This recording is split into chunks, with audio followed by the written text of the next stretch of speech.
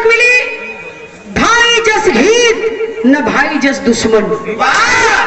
भाई जैसा सगा कोई नहीं है और भाई जैसा दगा कोई नहीं है। फरमाइश भाई वीर रस के बिरहा का आवा इतिहास गवाह है और बिरहा वीर रस का इतिहास में रामायण पहली बार। तनियावा मास्टर था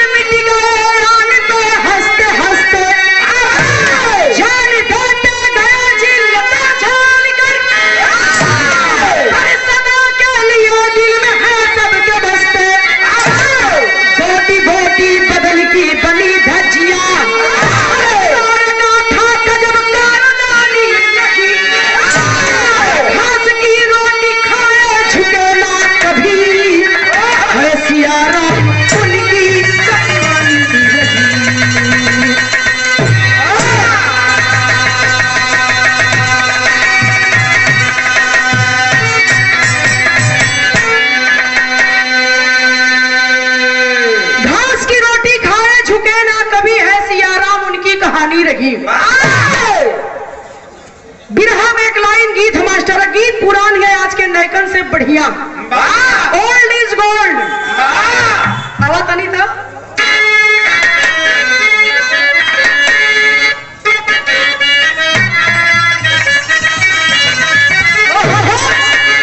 यह गीत में हो तो लोगन के जमाने वाली है। अरे ये गोटेदार लहंगा मूड में आ गया बच्ची। अरे ये गोटेदार लहंगा निकलू जब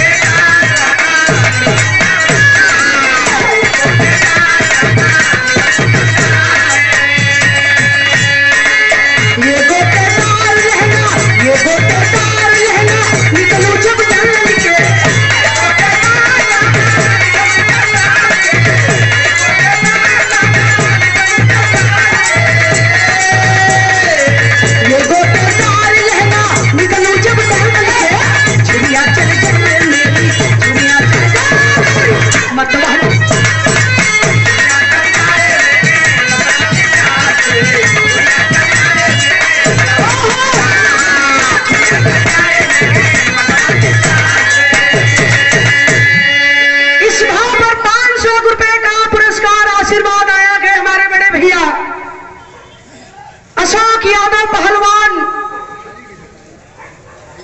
कटारी की धरती से, जो कि पहलवानों के कोच हैं। कभी जी बताओ तुम ताड़ी की धरती से पहलवानों के कोच हमारे बड़े भैया अशोक यादव पहलवान पुष्पहार और ये 500 रुपए देकर सम्मान किए। हम नमन करते हैं कि पूरे पार्टी से बहुत बहुत प्रणाम, सब भैया लोगों के प्रणाम बा। लेकिन लाइन है गीतिया से बढ़िया लिखा गई, बहुत नहीं ध्यान दिया। हमरे कभी सियाराम पे लेखनी है, परिचय का मोहताज ना है। लिखलन का लिखल गई पत्थर का लकीर है। स्वर्गीय राम ने गुरु बतावे कि पानी पर लकीर, बालू पर लकीर, पत्थर का लकीर। पानी का लकीर खींचा जाइबा मिटा जाई, बालू का लकीर खींच देबा नहीं आई वो मिटा जाई। लेकिन बिरहा पत्थर की लकीर हुआ करती है साथियों। पत्थर का लकीर का लिखले हुआ नावा,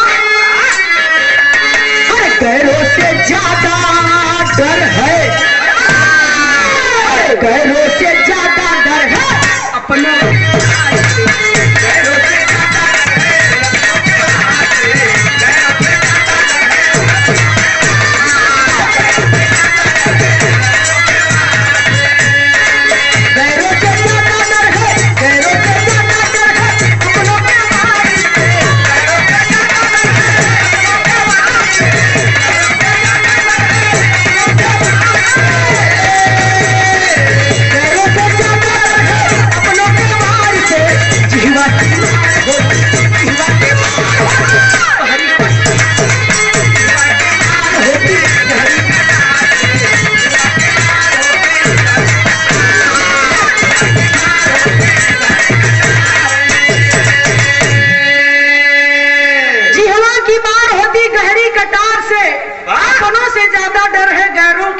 से।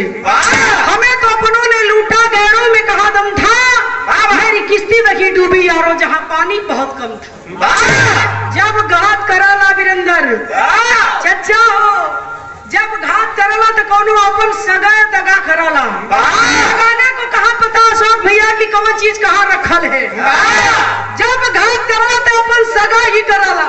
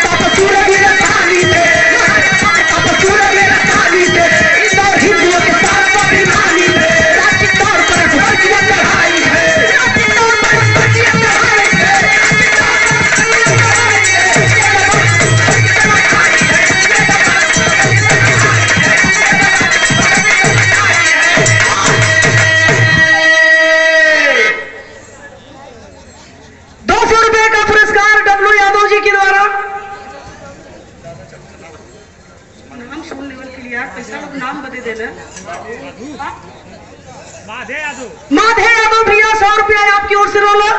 जेकर नाम छूट जाई क्षमा कह दे। बहुत बहुत पड़ाव है बिरहा कपारे पर चढ़ी। गौर करेंगे बिरहा वीर रस का और इतिहास में रामायण पहली बार। ध्यान दिहन बाबूजी, कौन नहीं जानता वीर बहादुर महाराणा प्रताप को।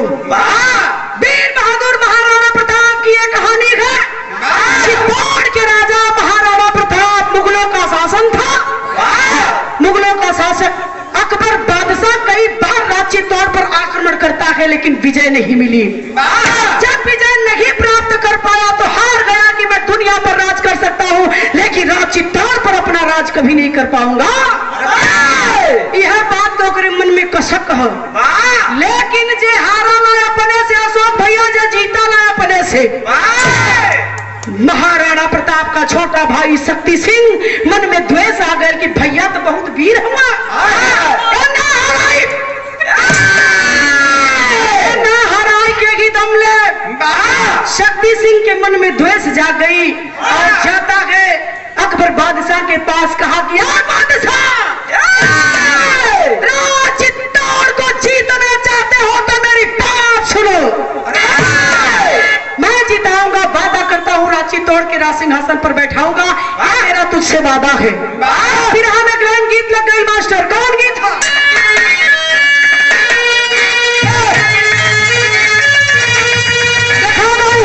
स्वर्गीय राम का गुरु का गीत लग गई। जवानी के आलम में गुरु जी गाँव है। ओके, थोड़ा सा इधर गीता का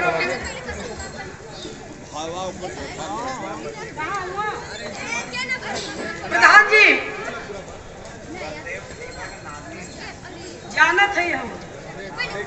अरे क्या भैया, हमारे रामाश्रय पूज्य रामाश्रय प्रधान जी जो गार्जियन की भूमिका में हमेशा कहीं भी कभी भी आदेश करते हैं तो हम लोग आते हैं। आप बलदेव गुरु जी का नाती हुवन, परिचय का मोहताज ना हुवन। प्रधान जी कहाँ गए? आप मंच पर आ जाइए, आपका स्वागत करना चाहते हैं हम लोग। 500 रुपए का पुरस्कार के प्रधान जी के चरणों में बहुत जिक्री आदेश पर आज ही मंच मिला अशोक भैया। माला तो बनता है आपका और उनका। हाँ, आपके परम मित्र हैं, हम कहाँ कुछ कहती। बहुत बहुत प्रणाम प्रधान जी के। आवत अनिता कौन गीत था? तो झुलनिया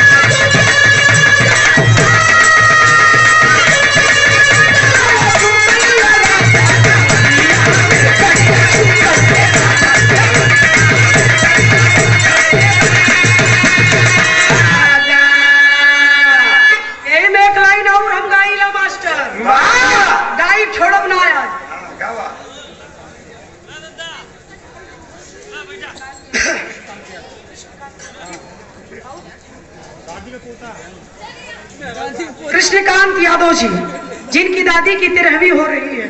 501 रुपए का पुरस्कार है। आपकी दादी थी। जहां कहीं भी माता जी के आत्मा हो, मालिक स्वर्ग में स्थान दे, यही कामना करते हैं। भैया के प्रणाम।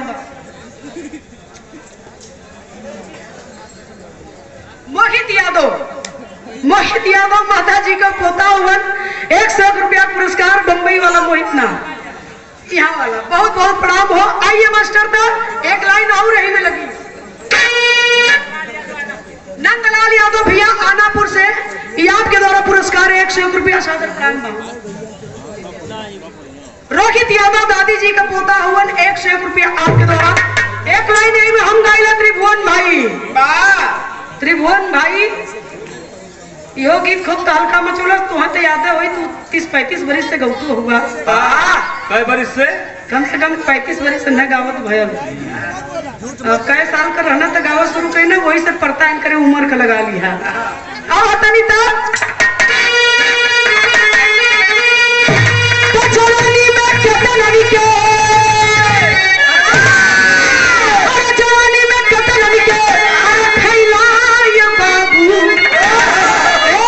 बुढ़ौती में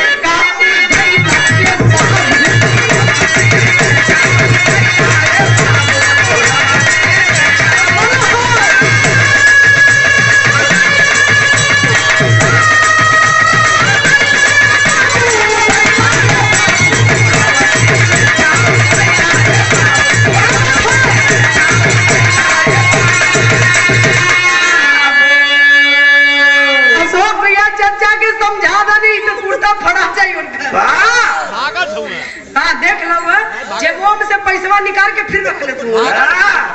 कुल लीला तो देखते जान लिया। अब भाव लगल विधा में। दुश्मन से मिलके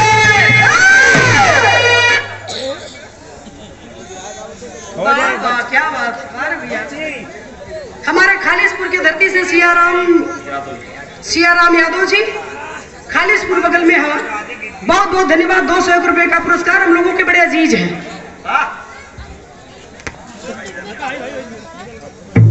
राजनाथ यादव भैया आनापुर से 101 रुपया पुरस्कार आपके द्वारा। बहुत बहुत प्रणाम। आर्यन यादव दादी जी का पोता हुआ। बहुत बहुत धन्यवाद है। कहीं सुर में सबके प्रणाम। तनी गावा हो मास्टर। दुश्मन से मिलके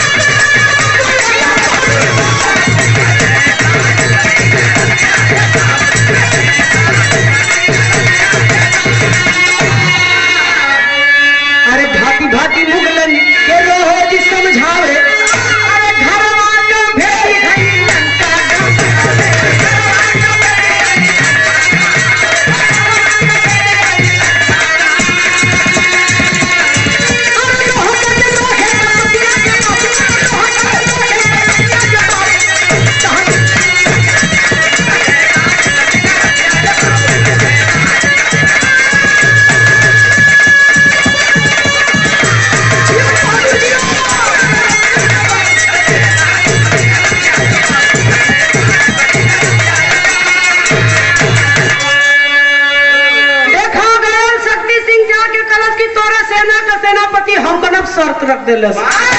जौना रोगिया भावत तौना वैद बतावे।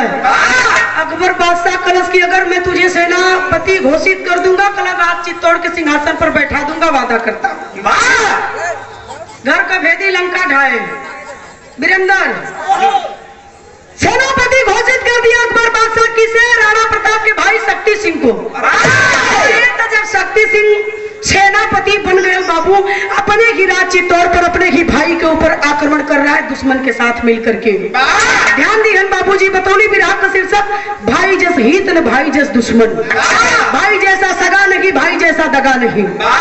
तब विराह में चौड़रिया लग गई। मास्टर तनियाला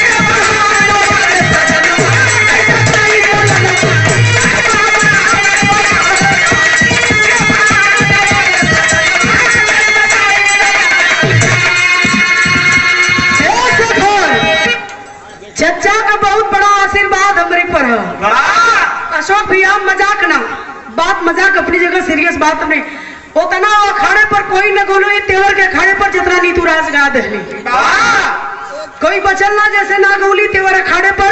आज भी तेवर के लोगन के दिल में नीतू राज खातिर जगह हुआ है जो पहली बार आशीर्वाद है। 500 रुपए का पुरस्कार हमारे चाचा श्रीनाथ यादव जी।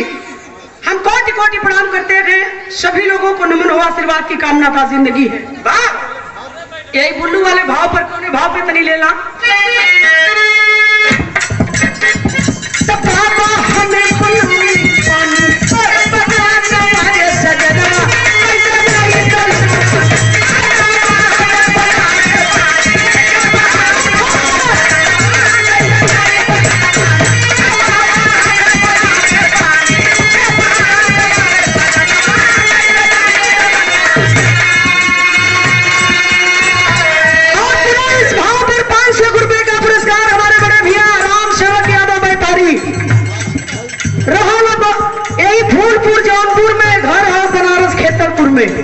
और 500 रुपए का पुनः पुरस्कार हमारे आदरणीय आप राजेश यादव बिल्डर साहब, जौनपुर मुकराबाद शाहपुर के ऐतिहासिक धरती से सादर प्रणाम हो। कहना है लेकिन भाव भी रहा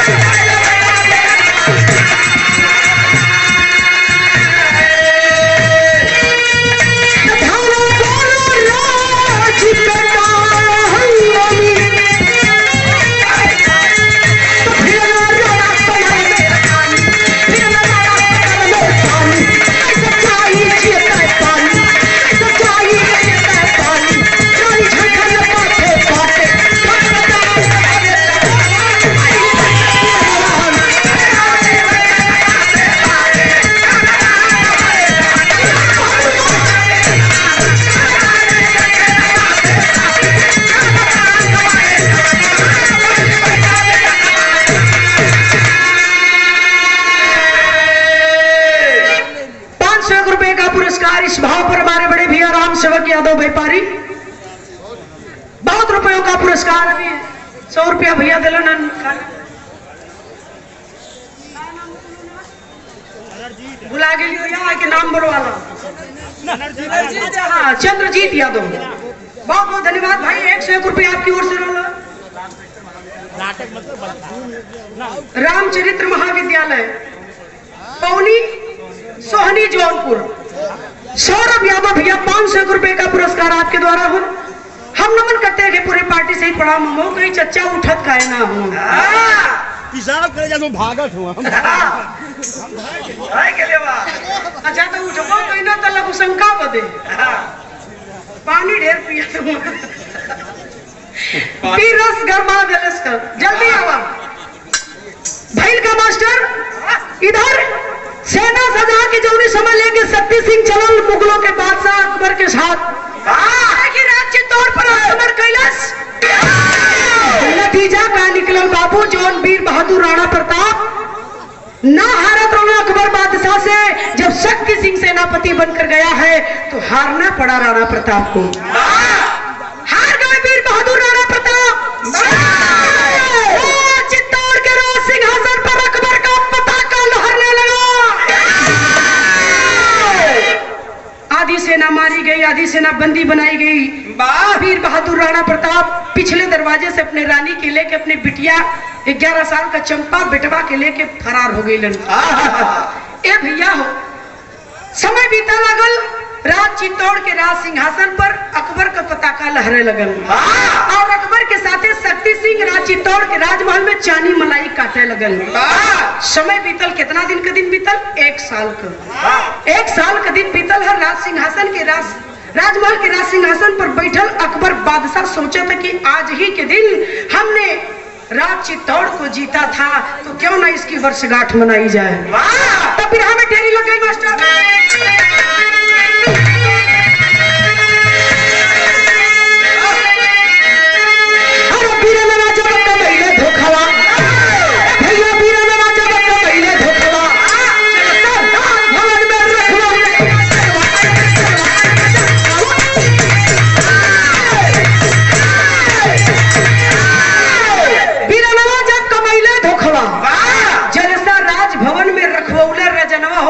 जनवा जब कमैले धोखवा।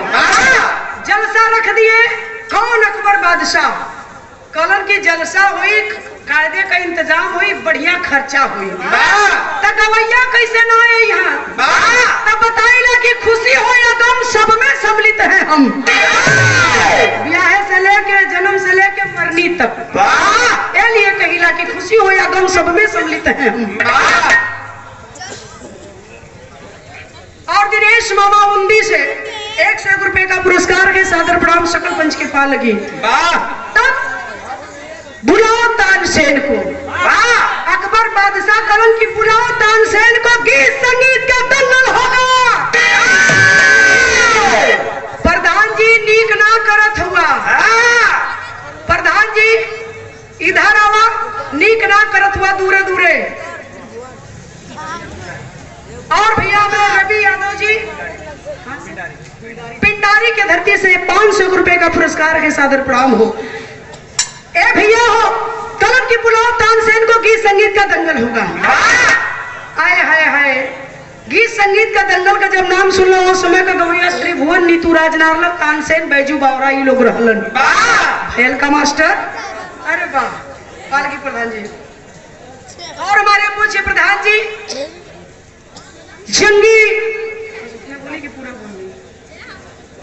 जंगी आओ, हमारे प्रधान जी गार्जियन के रूप में भूमिका निभाते गए। बेल्ट में जब भी आईला प्रधान जी का बहुत आशीर्वाद रहा। जब भी कोनो छोट कार्यक्रम हो चाहे बड़ कार्यक्रम हो, प्रधान जी सर्वप्रथम नीतू राज के याद करलन। और ये आज कोनो नया ना, कम से कम 15-16 साल हो गल हुई। क्या बात है प्रधान जी, बहुत बहुत प्रणाम हो। बरबसपुर की धरती से साहब लाल यादव भैया 101 रुपया पुरस्कार है, सादर प्रणाम सकल पंच के पालगी आशीर्वाद के कामना है। भैल का मास्टर तनी लाता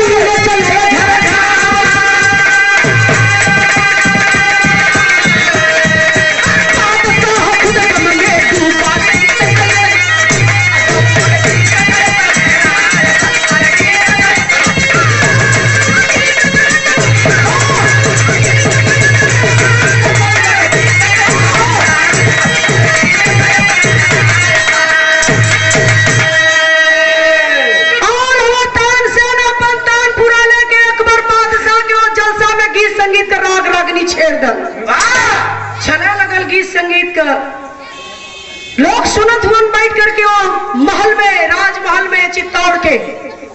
लेकिन तानसेन गा क्या रहे हैं वो मैं बताने जा रही हूँ।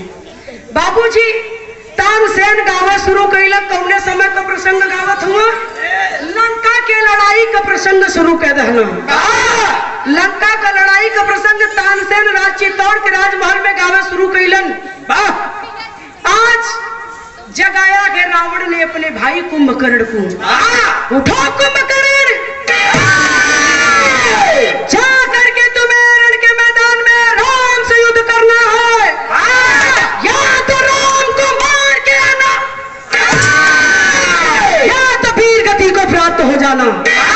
मनहूस चेहरा मेरे सामने अपना मत लाना, मर जाना या तो मार देना। सीटी न दे हो, हम चापी लाते निक मशीन धुआं फेंक देले।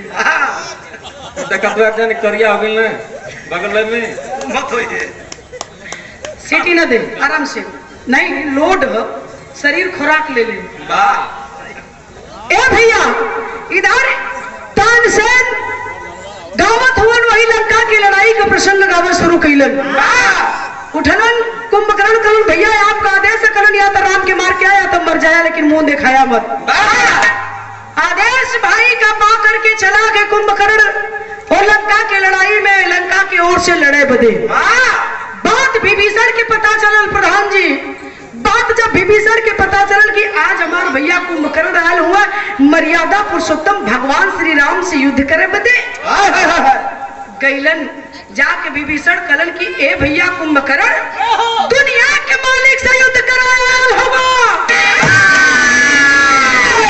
दुनिया का मालिक हुआ, दोष उनकर ना, सारा दोष अपने भैया रावण का।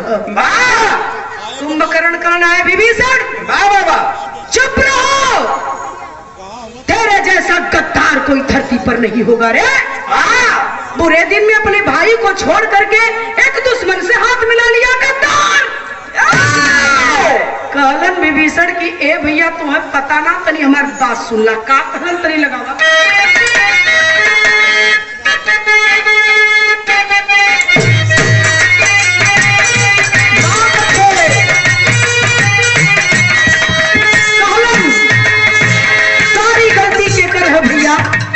रावण भैया का सुना हमार बात। तू तो 6 महीना सुतला, एक दिन जागल, तुम्हें पता का है। का कहलन हे भैया भैया गलती आना फूटताई जा, आना भैया भैया गलती आना ओ हे भैया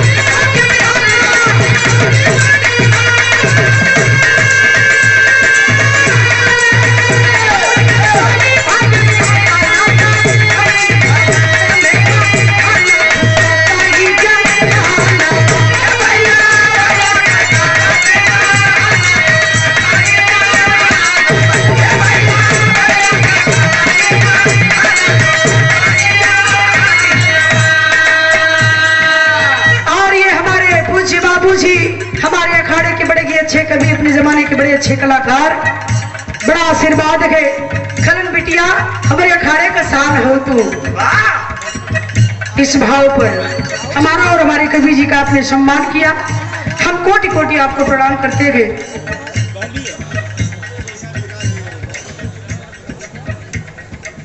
और पूज्य बाबूजी पुनः पुरस्कार लेके अलन है, एक बार दे के गए ललन, फिर अलन बाबू, बहुत बहुत आपके प्रणाम बा।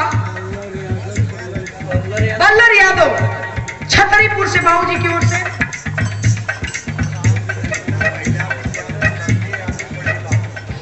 संजय यादव बड़े बाबू साहब रामचरित्र महिला विद्यालय 500 रुपए का पुरस्कार, रामचरित्र महाविद्यालय महिला महाविद्यालय 500 रुपए का पुरस्कार है।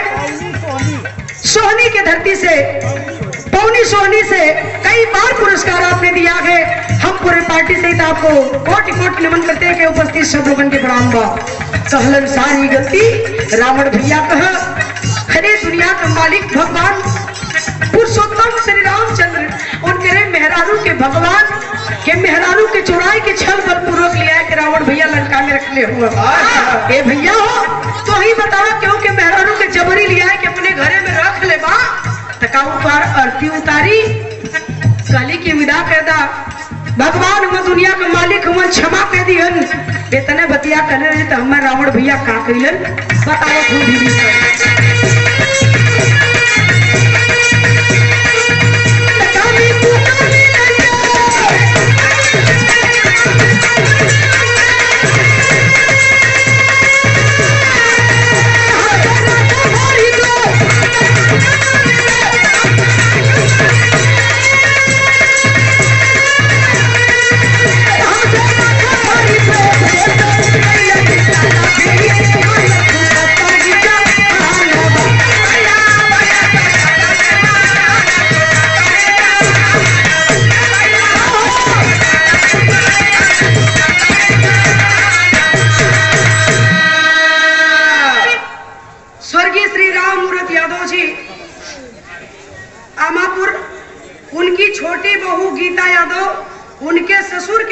से 101 रुपए का पुरस्कार है।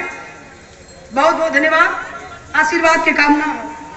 गौर करेंगे बाबूजी, इतने बतिया कहलन कुंभकर्ण की कली की वापस कदा दुनिया के मालिक भगवान राम को मेहरारू जगत जननी गई, आदि शक्ति गई, सर्वनाश हो जाए लंका का।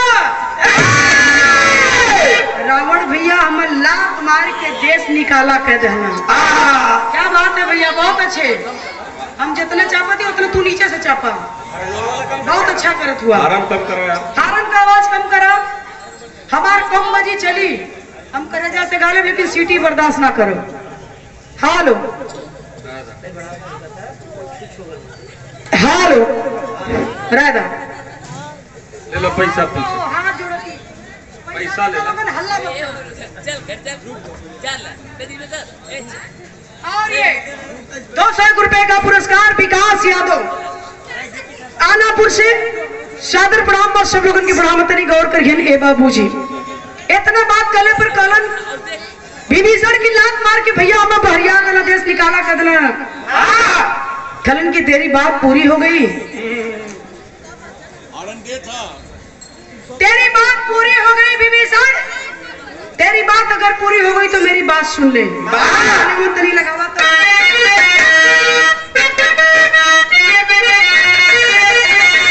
ध्यान दिया अशोक भैया, भाई हो तो कुंभकर्ण जैसन। कुंभकर्ण का कहत हो विभीषण से तनी सुना,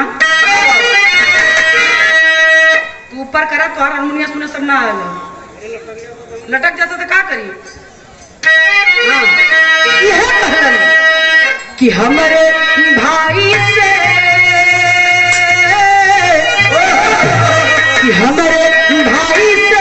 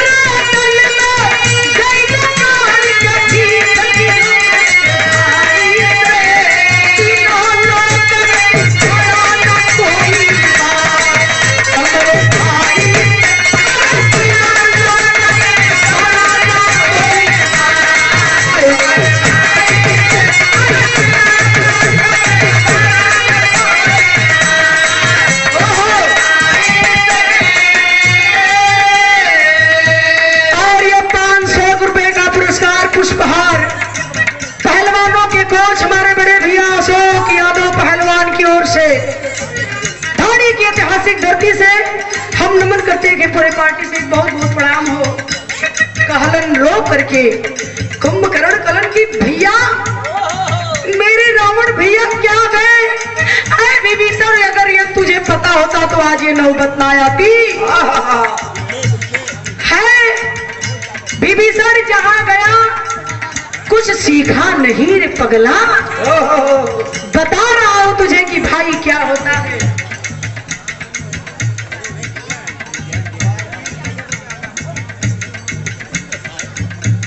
और अरविंद प्रजापति भैया मेरे आनापुर से 101 रुपया और 200 रुपया। ओतपुर के हमारे जनप्रिय लोकप्रिय प्रधान जंगी यादव प्रधान जी हमारे पुनः फिर 200 रुपए का पुरस्कार दिए। हम प्रधान जी के चरणों में कोटि कोटि नमन करते हैं। उपस्थित सब लोगों की प्रणाम बा। बहुत बड़े कुंभकर्ण कालन की जहां गया राम के दल में कुछ सीखा नहीं रे पगला। 14 बरस का वनवास राम को हुआ था, लक्ष्मण को नहीं हुआ था। लेकिन भाई हो तो लक्ष्मण जैसा राज को ठोकर मार दिया, राजगद्दी को ठोकर मार दिया एक भाई के लिए। जंगल भाई के साथ ठोकर खाना पसंद है लेकिन राजमहल का सुख पसंद नहीं है। गया राम के पास तो कुछ सीखा नहीं रे विभीषण। मेरे भैया रावण त्रिलोक विजेता है और आज बुरे दिन में अपने भाई को छोड़कर दुश्मन से हाथ मिला लिया। अरे पगला, शर्म नहीं आ रही है? एक बात और कहलन, कुंभकर्ण विभीषण से का कहलन तनी सुना। लाख बोला हो रावण भगही पर अपन भाई,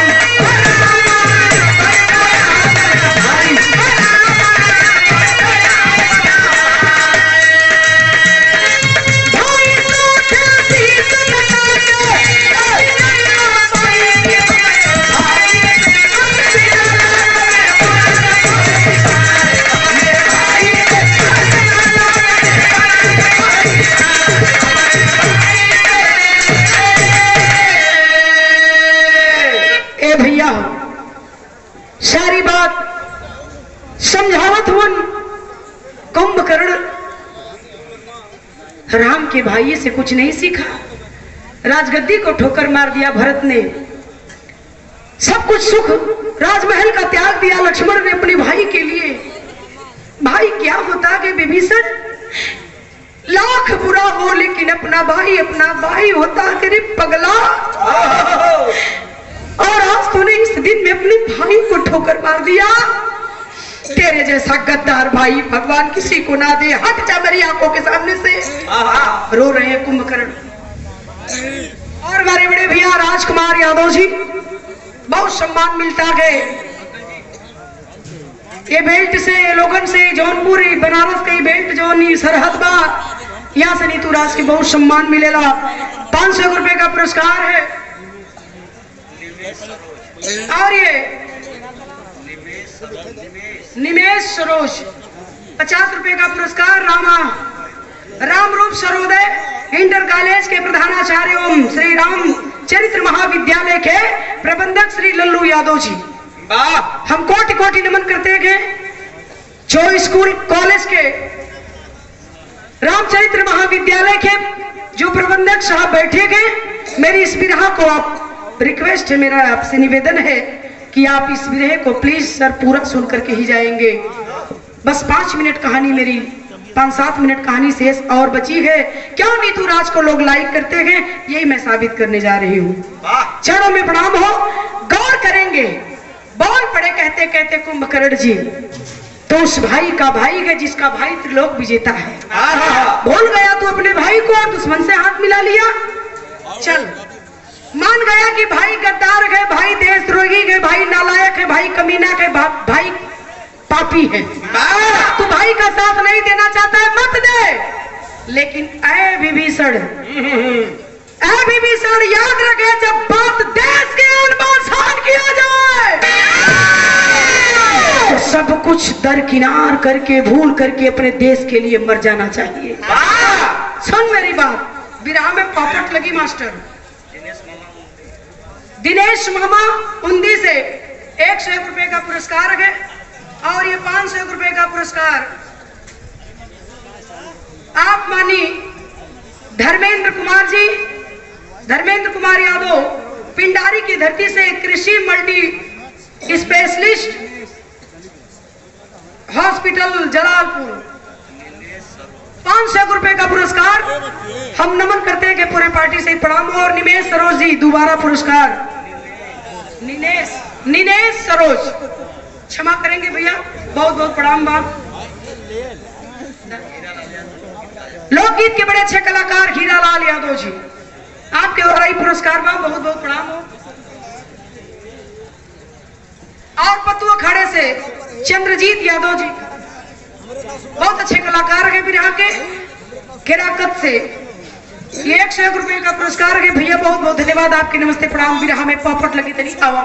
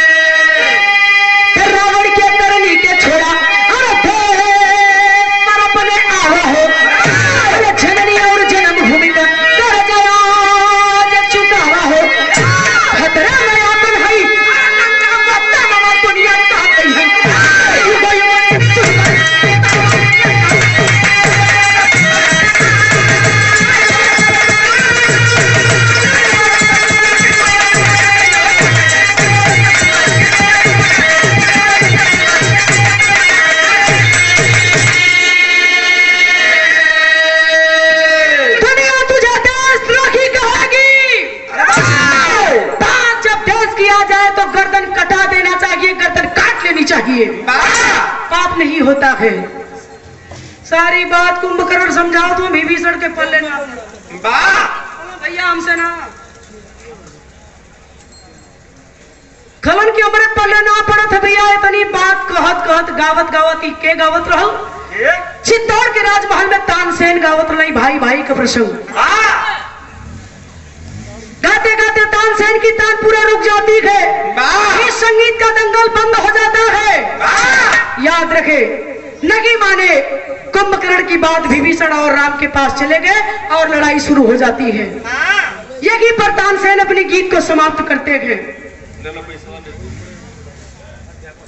रोकी यादव जी गोठिया की धरती से 101 रुपए का पुरस्कार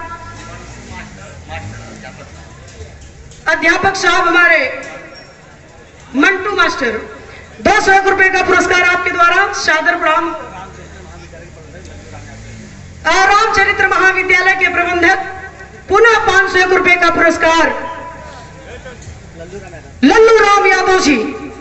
रामचरित्र महाविद्यालय के प्रबंधक साहब कई बार पुरस्कार आपने दिया है, हम कोटि कोटि नमन करते हैं प्रबंधक साहब को लल्लू राम यादव जी।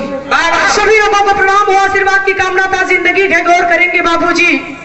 बिरहा रोज गाइला आप लोगों के आशीर्वाद से, लेकिन गावे का मन राजकुमार भैया कब्बो कब्बो कराला।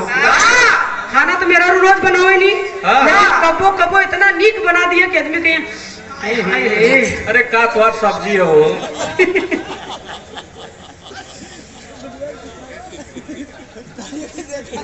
सिरौली के राकस से राजेश यादव एडवोकेट साहब 101 रुपए का पुरस्कार आपके द्वारा सादर प्रणाम हो। देखा भैया ये कुल मत करा लोगों ने बहुत बड़े अकबर बादशाह शाबाश तानसेन शाबाश। क्या भाई भाई का प्रसंग गाया है। भाई हो तो कुंभकर्ण जैसा, ना कि गद्दार विभीषण जैसा। भाई हो तो लक्ष्मण जैसा। क्या भाई भाई का तूने प्रसंग गाया है। शाबाश तानसेन, मारे रुपया तानसेन पर अकबर बादशाह लुटावत हुआ। लेकिन याद रहे कहानी मोड़ लेने जा रही है 3-4 मिनट। अब यही कहानी मोड़ लेने से बाबू उसी महफिल में कोई और बैठा है। बात करे जवाब में तीर की तरह जाए के चुभ गई। क्या करे तनी आवा तो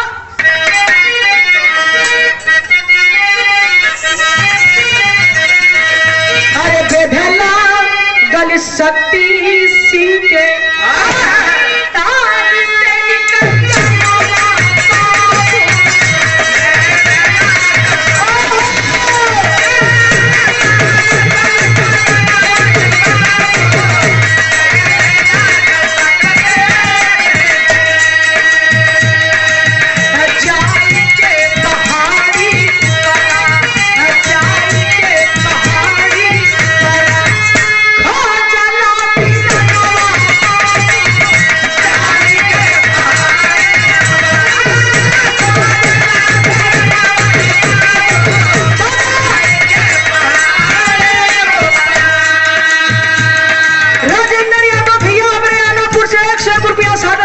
निकल उठा है शक्ति सिंह।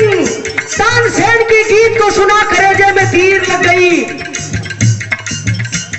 करेजा में तीर लगल कि एक भाई हो एक भाई है महिला दुश्मन से हाथ मिला के अपने राज के गुलाम बना देली। अपने राज पर दुश्मन आए के राज करा था, हमार भाई दर बदर का ठोकर खाता। एक भाई वो गई, एक भाई मैं हूँ, लग गई कलेजे में तीर तानसेन की गीत के द्वारा। ए भैया हो उठलन राजमहल से अपने भाई के खोजे लगलन शक्ति सिंह। खोजते खोजते कई दिन रात बिताया है। पहुंचल अरावली के पहाड़ी पर शक्ति सिंह जा करके भाई राणा प्रताप तो नहीं, लेकिन राणा प्रताप का बिटिया 11 साल का चंपा 5 बरस का बेटा देखलन। दोनों बैठल हुए एगो पेड़े के नीचे और लइकवा राणा प्रताप कर रोवत बा। 5 साल का भूख से तड़पत बा। थोड़े दूर से जब देखलन तो एक झाड़ का आड़ लेके रुक गईलन शक्ति सिंह और अपने भतीजा भतीजी पर नजर गड़ौले हुन कौआ मती। नजर गड़ा के झाड़ का आड़ लेके बैठ गईलन। 5 बरस का राणा का बेटा भूख से तड़प रहा है। कलश की दीदी कुछ खाए के देदा, बड़ी भूख लगल है, भूख बर्दाश्त ना हो तो पेट के अग्नि बर्दाश्त ना होता। गई राणा प्रताप का लड़की 11 साल का चंपा, एक टुकड़ा घास का रोटी पत्थर के नीचे रख ले, लेके आई कलश की, ले रे भैया खा ले। नहीं खाता के राणा प्रताप का बेटा, नहीं दीदी नहीं, आज कितने दिन से घास की रोटी खिला रही हो, ये घास का रोटी अब हलक के नीचे ना उतरत हो, ना खा। महल में रहत रही तो मेवा मिश्री मलाई पूड़ी मिठाई खियावत रहू है, का कारण है कि अगर घास का रोटी खा थीला। तब राणा प्रताप कर किया बतूले इसका कहले, जहाँ जामुदैया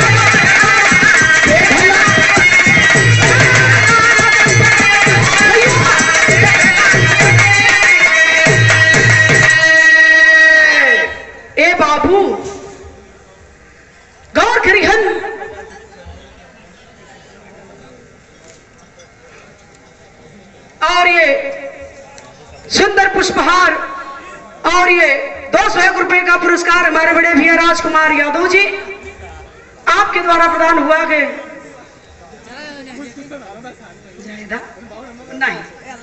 नहीं नहीं नहीं। और ये 500 रुपए का पुरस्कार हमारे आदरणीय आप राजेश यादव बिल्डर साहब जोधपुर ऐतिहासिक धरती से 500 रुपए का पुनः पुरस्कार है। हम नमन करते हैं पूरे पार्टी सहित बहुत बहुत। मंटू मामा जब आपका मामा हो राजकुमार भैया तो हमरो मामा हो। सीमा मिलिट्री के जवान गए और फौज के रिटायर गए आप मंटू मामा, सादर प्रणाम करती हूँ मैं आपको। और बहुत गौर से आप बिरहा सुन रही है, मैं देख रही हूँ। तो सर बस 2-3 मिनट और बचा गए, पूरा सुन लीजिएगा बिरहा का निष्कर्ष। 200 रुपए का पुरस्कार आपके द्वारा आशीर्वाद प्रणाम हो। ए भैया हो हाई देखा राजकुमार भैया बैठ जा इधर। कहलन राणा प्रताप का बेटा भैया बोला मत 2 मिनट सुन ला तनी से, बिरहा एकदम सीरियस हो गई है। हंसी मजाक जब ले तब ना रोकली, क्षमा करे बुरा मत माने। राणा प्रताप का लड़का कहा कि नहीं दीदी घास की रोटी मैं नहीं खाऊंगा, अब नीचे हलक के नहीं जा रहा है, पूरी मिठाई खिलाओ। तो लोग का कारण है, का रीजन है, काहे घास की रोटी खाते हैं इतना दिन से। राणा प्रताप का लड़किया बतूले भैया 2 मिनट में पैसा में रोक दा।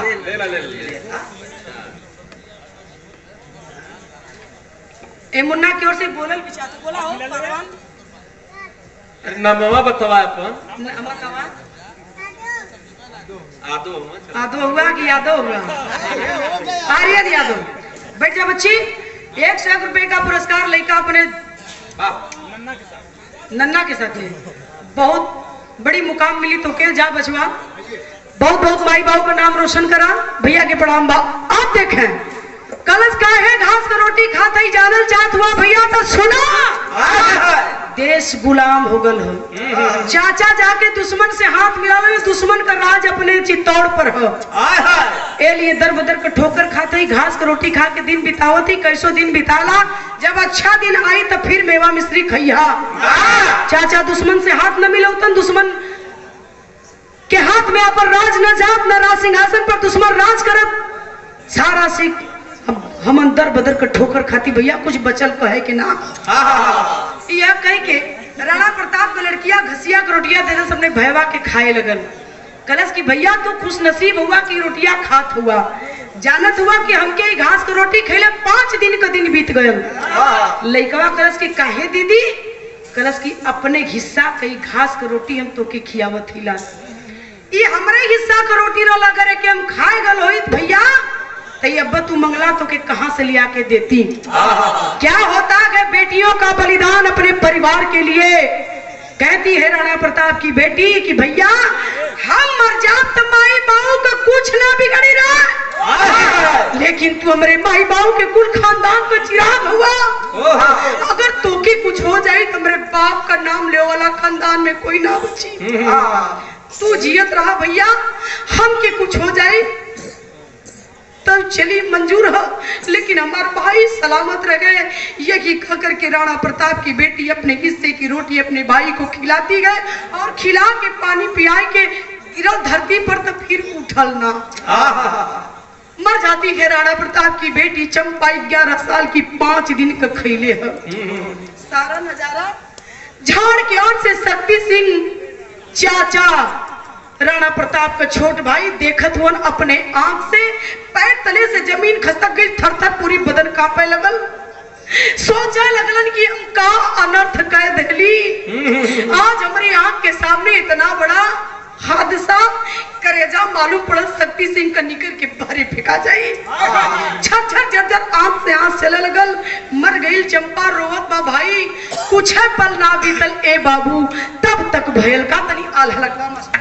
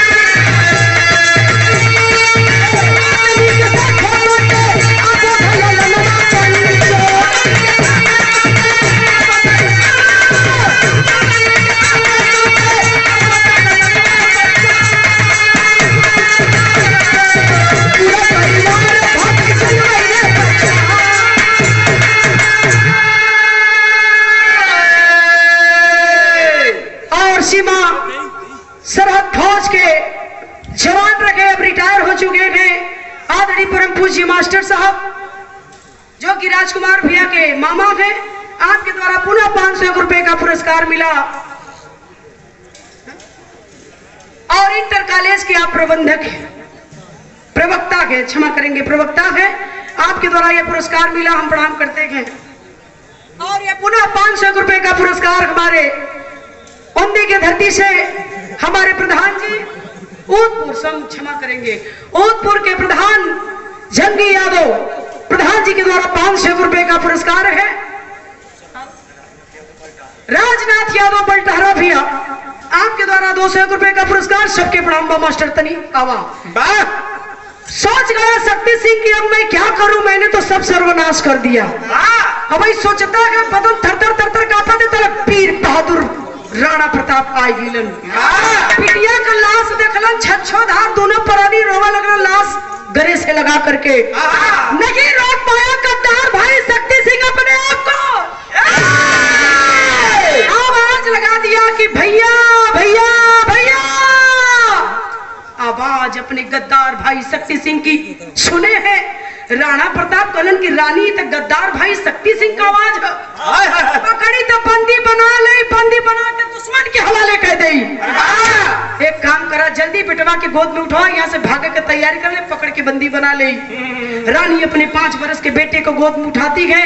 राणा प्रताप अपने बिटिया के गोद में लेके लगन भागे। पीछा कर लिया शक्ति सिंह, पीछा करत करत करत जब थक गयल, कलश की भैया रुक जा, अन्ना रुकबा ते खाई में कूद के अपन जान दे दे, बाज मर जा। रानी कली की, ये राजा रुक जा, हाँ तो तुम्हार भाई न है, तो आपका भाई ही, रुक जाइए, उसकी बात सुन लीजिए, देखिए वो कहना क्या चाहता है। राजा कला बंदी बना ली, कली बना ली, मर जा चली, लेकिन ओकर बात पहले सुन ला। राजा साहब रुक गए। आया के शक्ति सिंह खड़ा हो गया राणा प्रताप के समक्ष, सामने आमना सामना दोनों भाइयों का हुआ है। बोल पड़े, बहादुर राणा प्रताप अब क्या लेने आया है? सब कुछ तो तूने बर्बाद कर दिया, नस्तो नाबूद कर दिया रे पगला। बचा के मेरे पास मेरी जान बची गई है, शरीर बचा है, ले खंजर, फेंक देना उठा के खंजर, करो ले खंजर, बोटी बोटी शरीर का काट दे, कलेजा निकाल ले, गर्दन उतार ले, लेकिन एक निवेदन है मेरे भाई, बंदी बनाकर दुश्मन के हवाले मत करना, हाथ जोड़ रहा हूँ। तू मेरा भाई है, मारेगा कम तकलीफ होगी, वो दुश्मन मारेगा तो बहुत तकलीफ होगी। उठा लिया गद्दार भाई उस खंजर को और बढ़ा गए अपने भाई की ओर, करता क्या है बिरहा के आखिरी लाइन।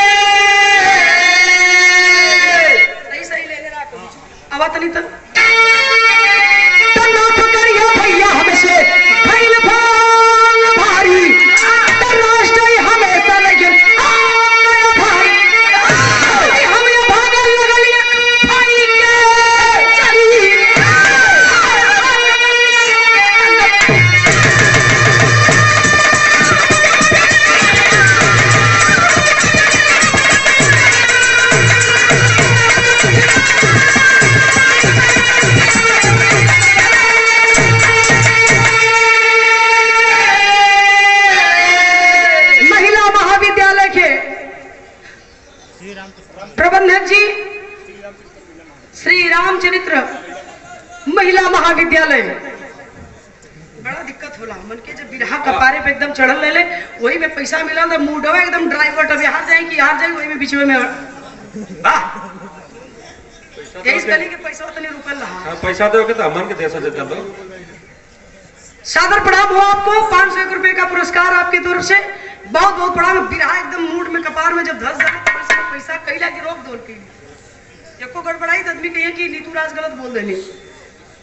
अब एक पढ़ के सुनावा नहीं, चलिए रुकल रहा। अब रुक जाइए भैया, 2 मिनट 1 मिनट और रुक जाइए, क्षमा चाहेंगे। अब इधर बोल पड़े शक्ति सिंह खान की, भैया रुक जा, नहीं जान दे दे मर जा। खंजर फेंक देना, कल करेजा निकाल ले, बोटी बोटी कह ले मंजूर है, लेकिन बंदी बना के दुश्मन के वाले मत करे। उठा लिया खंजर और उठा के 4 कदम भाई की ओर बढ़ता है और 100 कदम पीछे फेंकलस। जब 100 कदम पीछे खंजर उठा के फेंकलस, जाए के कच्चे से मुड़िए भैया के पैरवा पर पटक दलस। क्षमा बड़न को चाहिए, छोटन को उत्पाद। उठा लिए, कलेजे से लगा लिए, कल भैया अपनी करनी पर हम इतना पछताथिला जोने का सीमा ना है। क्षमा कर दीजिए, आजीवन वादा करता हूँ मर जाऊंगा, ऐसी गलती जीवन में नहीं दोहराऊंगा। कले जैसे लगा लिए राणा प्रताप अपने भाई को, कलन पगला तोर जगह यहाँ ना, अरे तोर जगह तो यहाँ है, दिल में तोर स्थान है, चरण में ना है। दोनों भाई हाथ मिलौलन मिला के दोनों भाई मिल के फिर से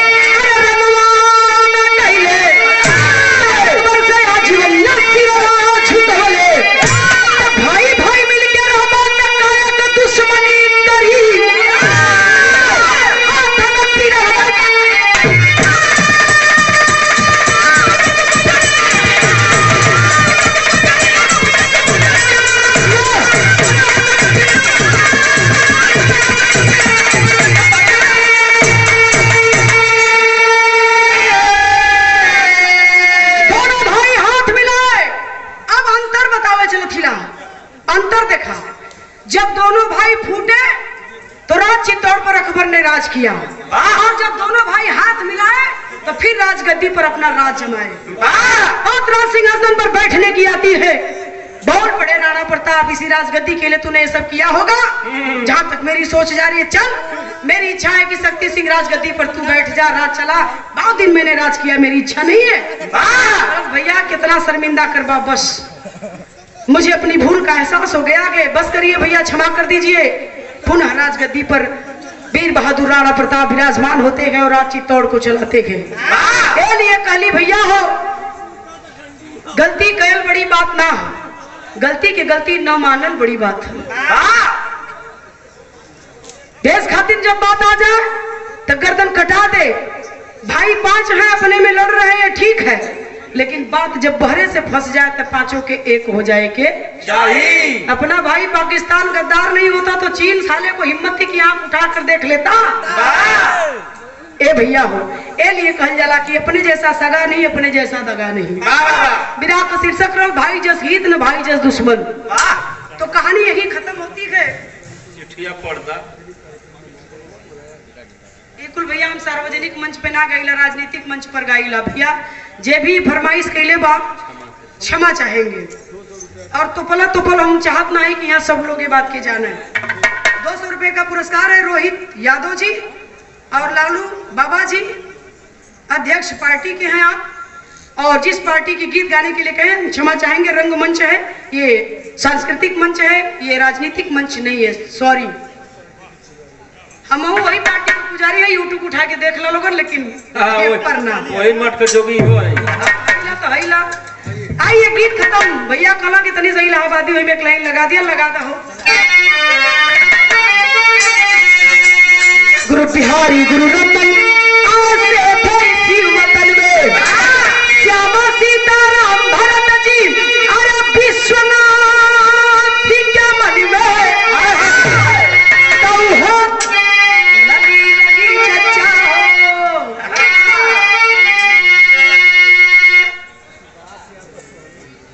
और भैया हमारे सुभाष यादव जी सोहनी के धरती से 500 रुपया दिलन, दे के ना बोल पूरी चल भी गईलन। क्षमा करिए भैया, जहाँ भैया सादर प्रणाम हो आपको। दिनेश मामा उन्दी से 101 रुपया, कई बार पुरस्कार देना, सबके प्रणाम हो। तो देला कि बैठ जाओ ना है, रुका जगह से